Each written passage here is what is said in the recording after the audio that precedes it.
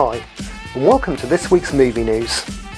Coming up in the programme, Chris Pratt is to voice Garfield in a new animated film, 2 new stars have been cast for Christopher Nolan's Oppenheimer, and No Time to Die hits video on demand this coming week.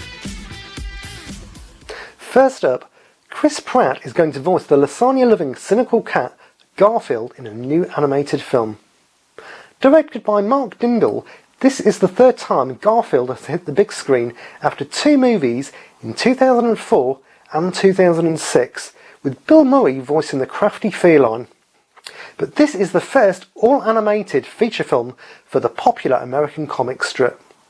It hasn't gone down well on social media, with some people saying that Chris Pratt seems to be getting all the voiceover work at the moment, as this announcement comes just weeks after being revealed as the voice of Mario. Next up, after John Candy passed away in 1994, it never seemed likely The Great Outdoors would ever get a sequel. But in a recent interview with a Hollywood Reporter, Dan Aykroyd says he has teamed up with the original director Howard Deutsch to develop a new sequel, dubbed The Great Outlaws. Whether this ends up happening seems to depend if they can find a suitable replacement for the late great John Candy, which could be a real challenge. Paul Newman's memoir is to be published in autumn 2022, 14 years after his death in 2008. He began writing the book in the 1980s with the help of screenwriter Stuart Stern, who also spoke to dozens of Newman's friends and associates. The book will cover his life in Hollywood, Broadway, politics, racing and his 50-year marriage. Should be a great read. Moving on, Lady Gaga has revealed she stayed in character for a year and a half for her portrayal of Patrizia Reggiani in the highly anticipated House of Gucci, directed by Ridley Scott.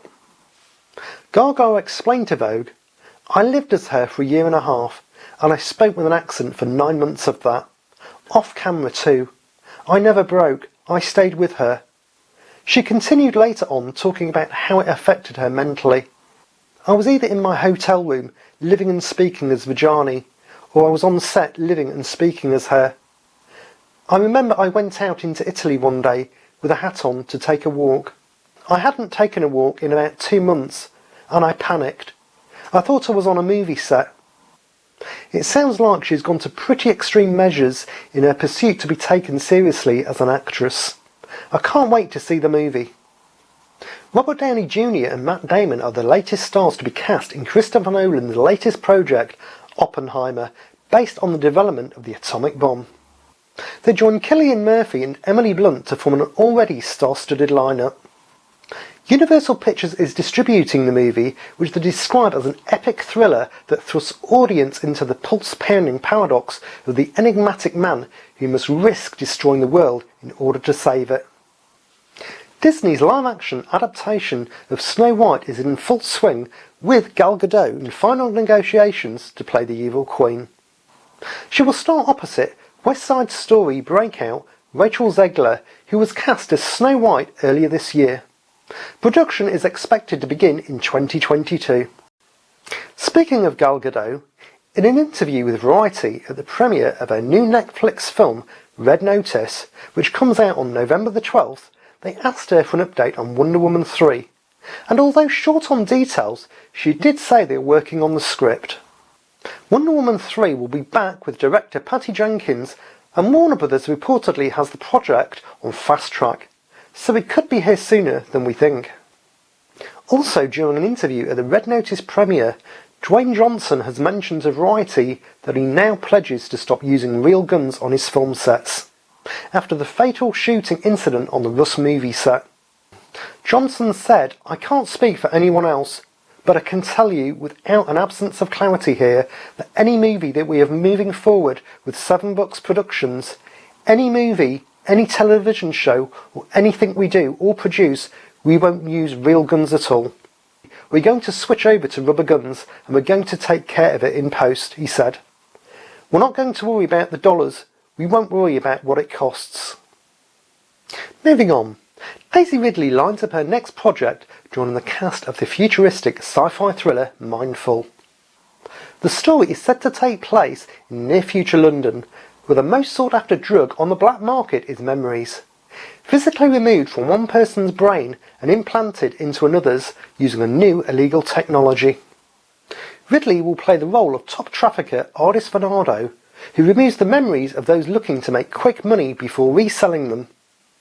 When accused of murdering one of her clients, Ridley's character turns detective to find the real killer.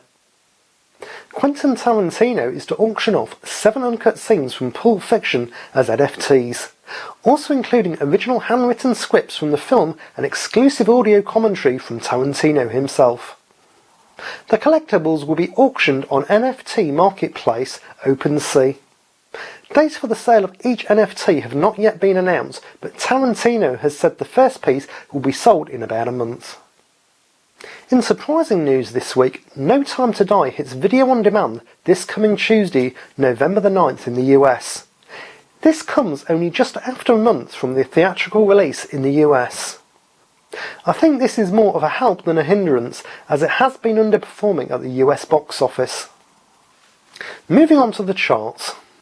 Let's take a look at last weekend's box office top 10 chart in the US for the 29th to the 31st of October.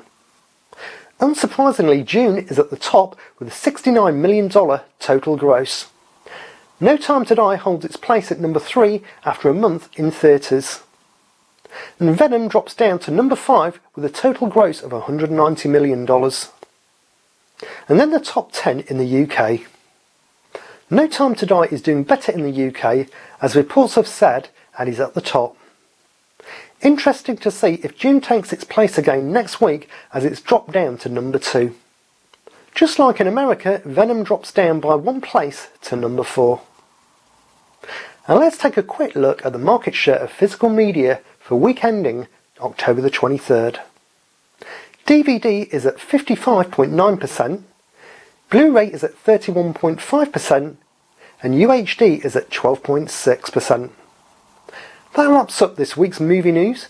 Join me next week for another look at the latest stories. If you enjoy this type of content, why not consider subscribing and hitting the like button, it's really appreciated. Thanks for watching guys, enjoy your movies. Bye!